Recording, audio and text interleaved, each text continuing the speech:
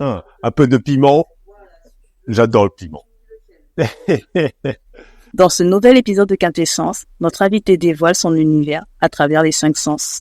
Bonjour Quintessence, moi c'est Miguel, j'ai 37 ans, je vis à Montpellier, je suis d'origine d'Haïti. J'ai grandi en France et après plusieurs parcours professionnels, je suis arrivé à ma vraie passion qui est l'audiovisuel dans le thème de vidéaste, photographe pour les prestations aux clients, que ce soit l'événementiel, les mariages, les shootings photos, studios extérieurs, ainsi que le corporate pour les entreprises et les commerçants. C'est une passion que j'ai pu profiter à mettre en exergue depuis 1 an et demi. J'ai beaucoup de retours et ça confirme vraiment ce choix professionnel qui a permis de ce que je suis devenu aujourd'hui. Si ton art était une saveur. Si mon art était une saveur, je pense au miel.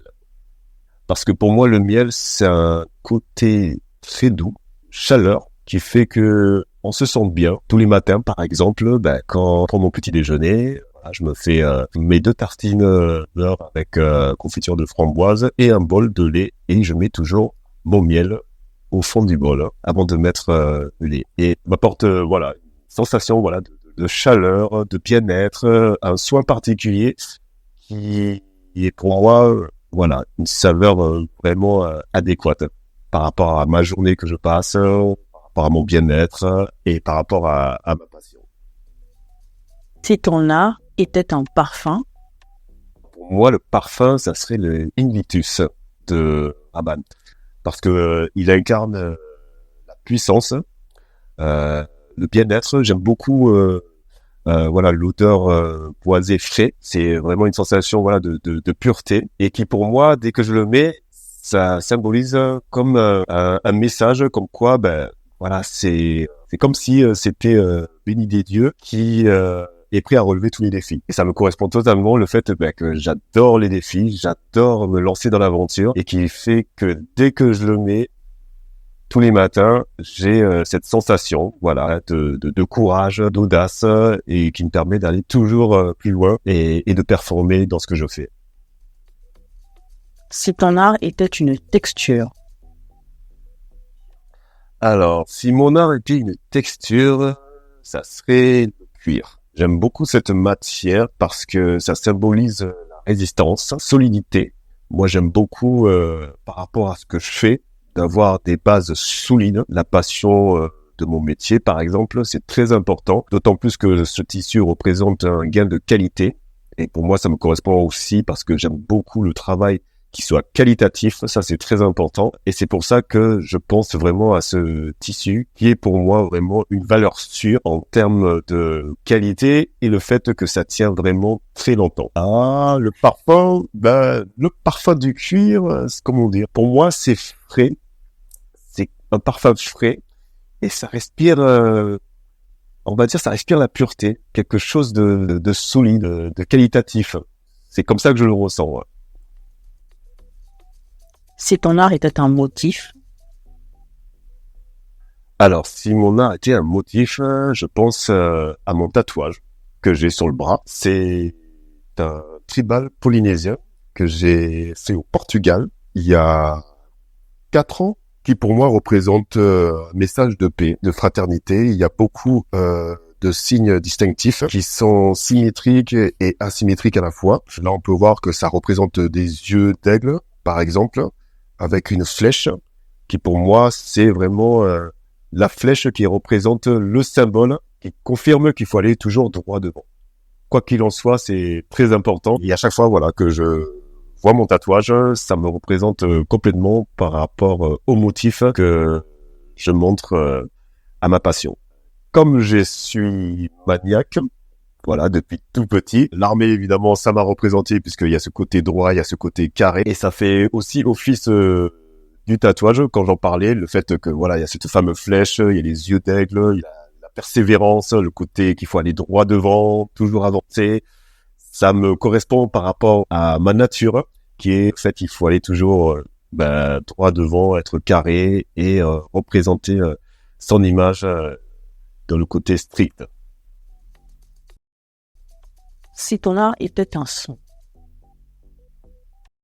Là, était un son, je pense à la nature. Je pense à la nature dans le sens où quand je travaille, quand je suis passionné de ce que je fais, j'ai besoin d'une certaine sérénité, certaine concentration qui me permet d'aller le plus loin possible. Et en pensant à la nature, je pense à la forêt parce que j'aime beaucoup ce bruit discret où on se sent au milieu d'un labyrinthe, hein, on peut le dire comme ça, qui fait qu'il y a toujours quelque chose à découvrir à ce niveau-là.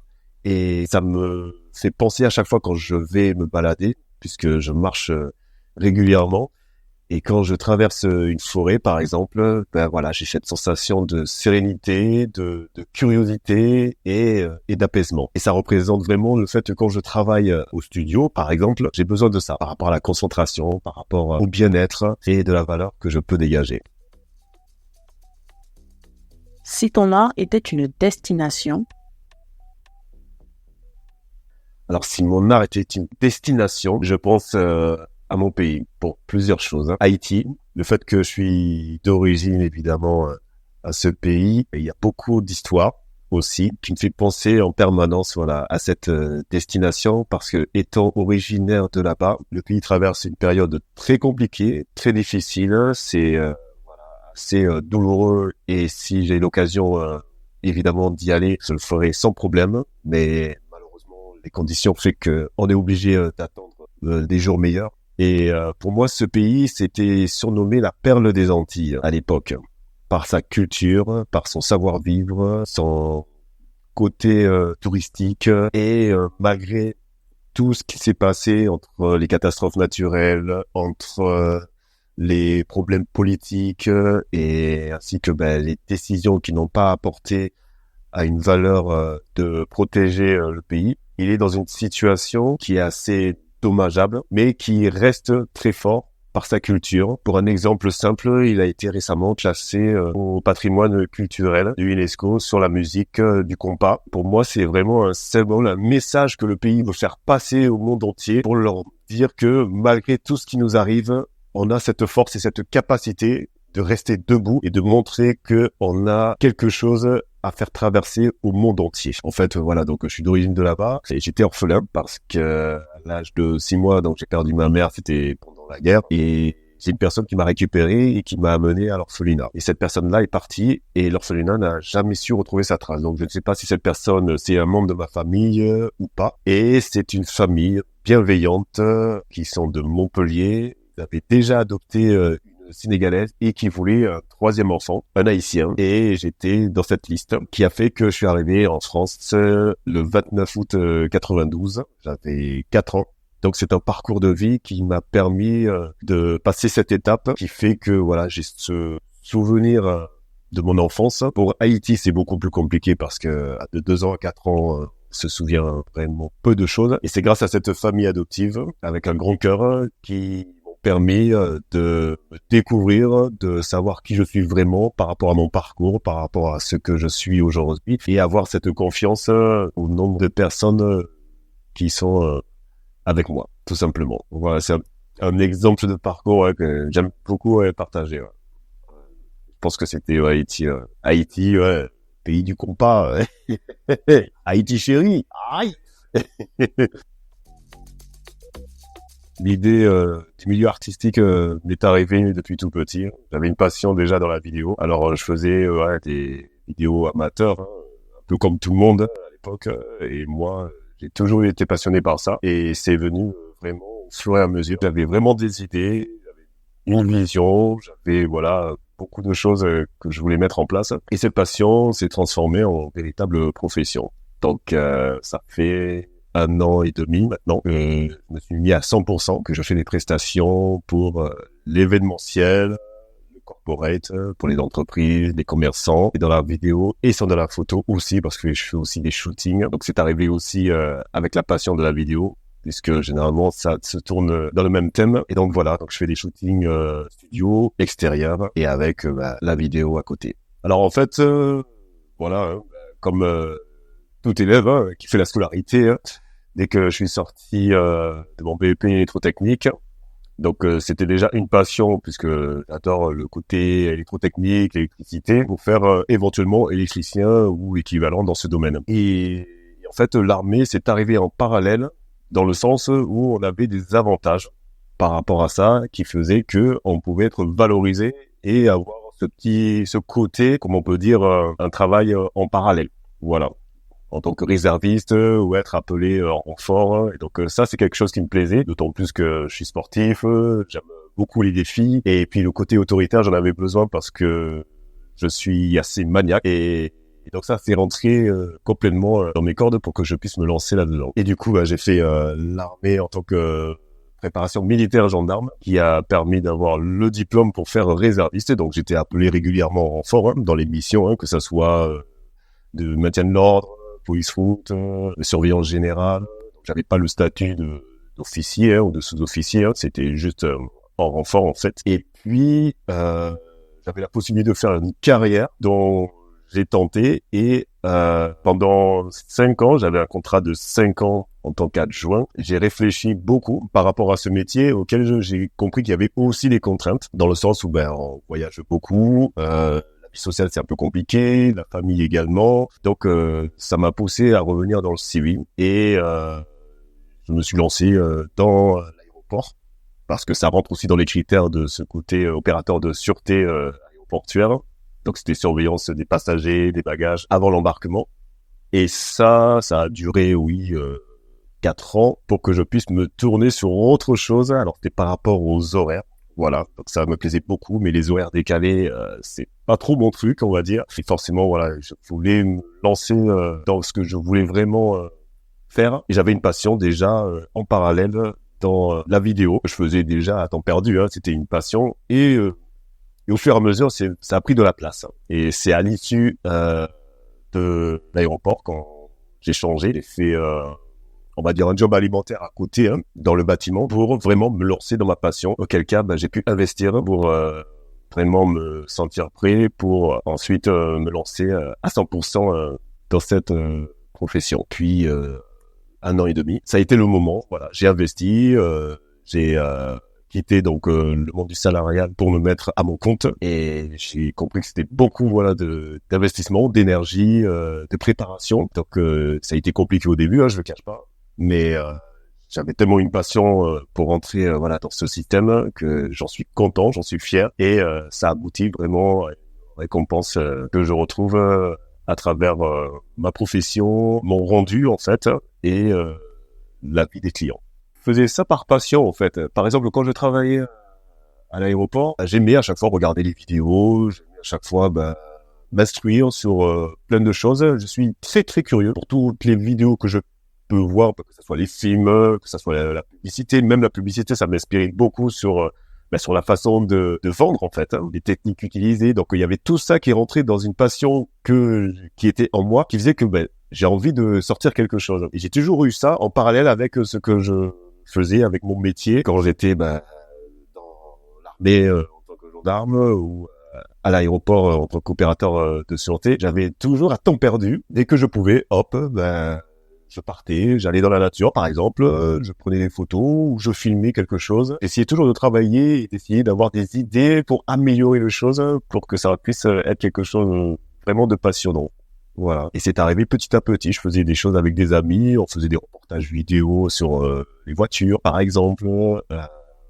Il y avait plein de petits trucs comme ça à temps perdu auxquels c'était vraiment pour le fun. Et ils m'ont dit mais t'as vraiment quelque chose qui fait que tu peux aller vraiment plus loin.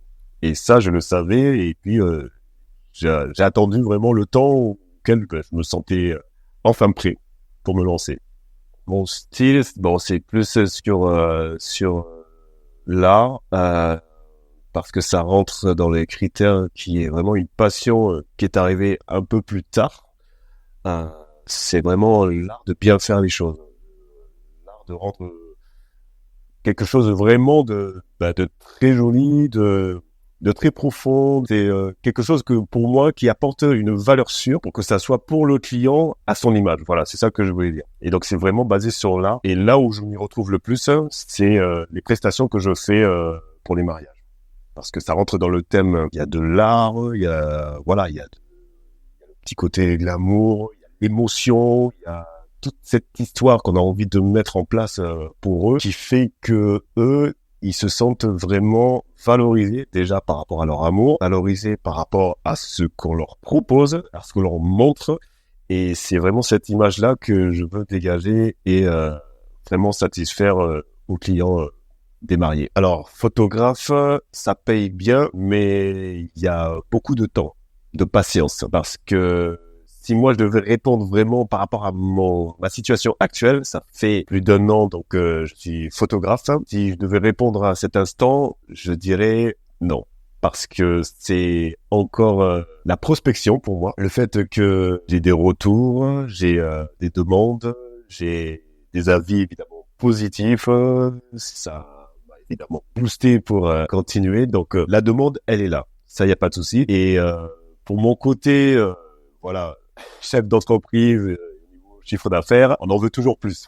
Donc oui, on a une récompense par rapport au flux, ça c'est sûr, mais pour moi, c'est jamais assez. Alors, si quelqu'un veut se lancer dans la photographie, c'est déjà être sûr de ce qu'on fait, être très passionné, ça c'est très important, être à l'écoute du client, car c'est vraiment la base, mettre le client à l'aise et savoir de ce qu'il veut faire exactement, c'est très important pour le retour et pour la confiance partagée.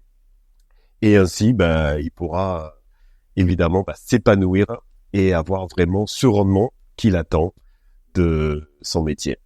Mon contrat de rêve, je l'ai déjà, c'est dans le mariage. Avoir les mariés en photo, il y a une émotion tellement forte, voilà, par rapport aux émotions, par rapport à leur amour, hein. C'est tellement fort, c'est tellement propre que voilà, c'est comme un rêve pour moi, ça c'est sûr. Et si je devais rajouter un autre rêve, c'est faire le tour du monde et capter les sensations de la nature, tout simplement. J'aimerais beaucoup. Ça a été vraiment le cas la dernière fois quand j'ai voyagé, c'était au Sénégal pour un couple d'amis que je salue, qui se sont mariés à cette occasion. J'avais emporté mon appareil photo avec moi. C'était pas le mien d'ailleurs, c'était celui de ma sœur que je remercie beaucoup et qui m'a fait un déclic. Dès que j'ai vu ce que j'ai photographié et ce que j'ai pu traiter après, j'ai fait waouh. En fait, c'est vraiment ça aussi le rêve. Voyager, faire le tour du monde et emporter avec soi son appareil qui te permet d'immortaliser les beaux moments et les paysages magnifiques que l'on voit généralement sur les cartes postales ou dans des documentaires télévisés. En tout cas, je vous remercie beaucoup. C'était vraiment un plaisir de partager ce moment avec vous. C'est des moments importants aussi pour se libérer, montrer le message que l'on a envie de faire passer par rapport à sa passion, par rapport à son vécu ou par rapport à ce que l'on a envie d'exprimer. Pour moi, ça a été un moment important et que je partage et que j'encourage à faire pour les prochains qui souhaitent poursuivre l'aventure. J'ai une amie que je salue, Naïs. C'est une artiste, une chanteuse qui fait beaucoup de styles de musique, que ça soit R&B, de la soul. C'est vraiment des musiques assez variées avec qui j'ai eu l'occasion de faire des mini-clips dans la vidéo, évidemment. Et cette personne, je la vois bien parce qu'elle a aussi un talent, elle a aussi quelque chose aussi à exprimer, à faire partager de sa passion. Et c'est vraiment pour moi une occasion que je puisse la recommander fortement.